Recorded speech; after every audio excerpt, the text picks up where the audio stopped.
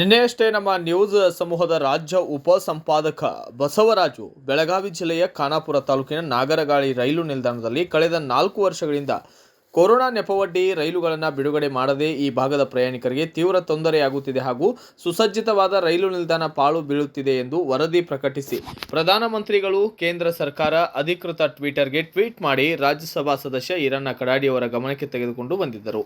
ಇನ್ನು ಸದರಿ ನಿನ್ನೆ ರಾತ್ರಿ ಹಾಗೂ ಇಂದು ನಮ್ಮ ಬೆಳಿಗ್ಗೆ ನಮ್ಮ ನ್ಯೂಸ್ ಸಮೂಹದ ವರದಿ ಪ್ರಸಾರವನ್ನು ಗಮನಿಸಿ ಕೂಡಲೇ ಇಂದು ಕೇಂದ್ರ ರೈಲ್ವೆ ಇಲಾಖೆ ಸಚಿವರಿಗೆ ಈ ಸಮಸ್ಯೆ ಹಾಗೂ ಪರಿಹಾರದ ಬಗ್ಗೆ ರಾಜ್ಯಸಭಾ ಸದಸ್ಯ ಈರಣ್ಣ ಕಡಾಡಿ ಪತ್ರ ಬರೆದು ಸಚಿವಾಲಯಕ್ಕೆ ಇಮೇಲ್ ಸಂದೇಶ ಹಾಕಿದ್ದು, ಇನ್ನು ಕೆಲವೇ ದಿನಗಳಲ್ಲಿ ನಾಗರಗಾಳಿ ರೈಲು ನಿಲ್ದಾಣದಲ್ಲಿ ರೈಲುಗಳ ನಿಲುಗಡೆಯಾಗುವ ನಿರೀಕ್ಷೆ ಇವೆ.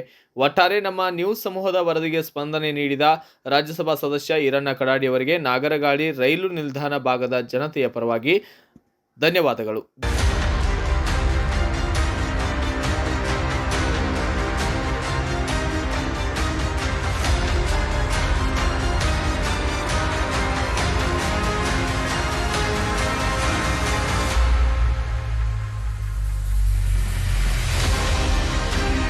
ಬ್ಯೂರೋ ರಿಪೋರ್ಟ್ ಬಸವರಾಜು, ಭಾರತ ವೈಭವ ನ್ಯೂಸ್, ನಾಗರಗಾಳಿ.